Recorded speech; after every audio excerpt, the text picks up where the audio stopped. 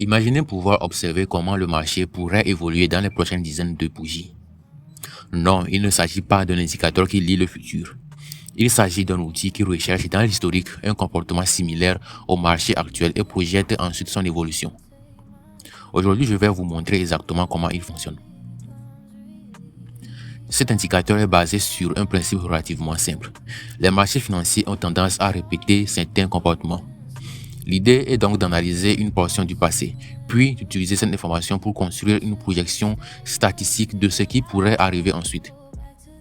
Cette projection n'est évidemment pas une certitude, c'est simplement une aide à la décision qui permet d'avoir un scénario probable sous les yeux. Ici, nous avons simplement le marché réel. Cette ligne représente la projection principale. Elle indique le chemin que le marché pourrait suivre en se basant sur le comportement historique sélectionné. Encore une fois, ce n'est pas une prédiction garantie, c'est le scénario statistique proposé par l'algorithme.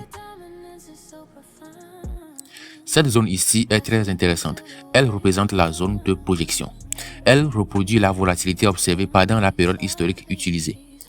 Plus la zone est large, plus la variation potentielle est importante.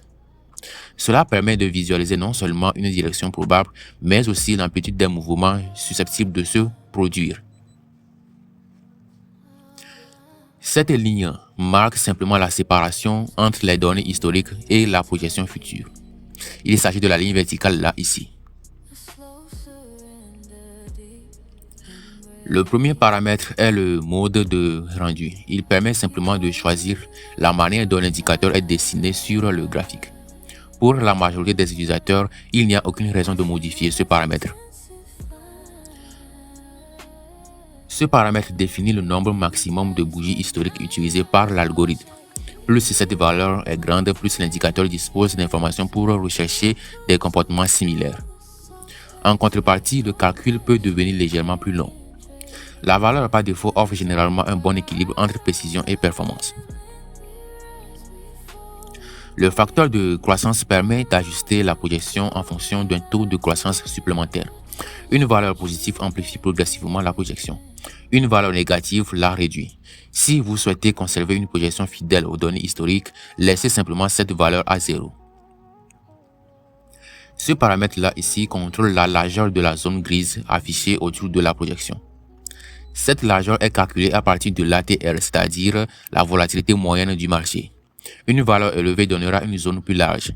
Une valeur faible donnera une zone plus serrée. Ici, vous pouvez simplement modifier l'épaisseur de la ligne de projection.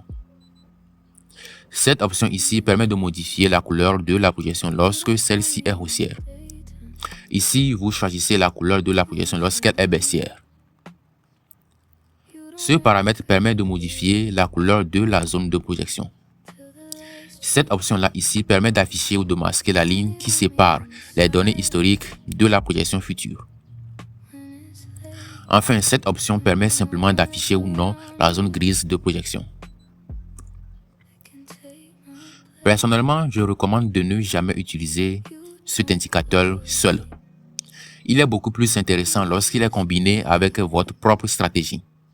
Par exemple, si votre stratégie indique déjà un achat et que la projection montre également une évolution haussière, cela peut renforcer votre confiance. En l'inverse, si votre stratégie indique un achat mais que la projection montre une forte baisse, cela peut vous pousser à attendre une meilleure opportunité. Comme tous les outils d'analyse technique, cet indicateur ne prédit pas l'avenir avec certitude. Les marchés restent imprévisibles. Utilisez toujours une bonne gestion du risque. Considérez cette projection comme une aide à la décision, jamais comme une garantie. Si cet indicateur vous intéresse, vous pouvez le télécharger gratuitement sur notre canal Telegram. Le lien est disponible dans la description de cette vidéo et en premier commentaire épinglé. Si la vidéo vous a été utile, pensez à laisser un like, à vous abonner et à partager cette vidéo afin que je continue à développer et partager gratuitement ce type d'outils avec vous. Merci à tous pour votre soutien et à très bientôt pour une nouvelle vidéo.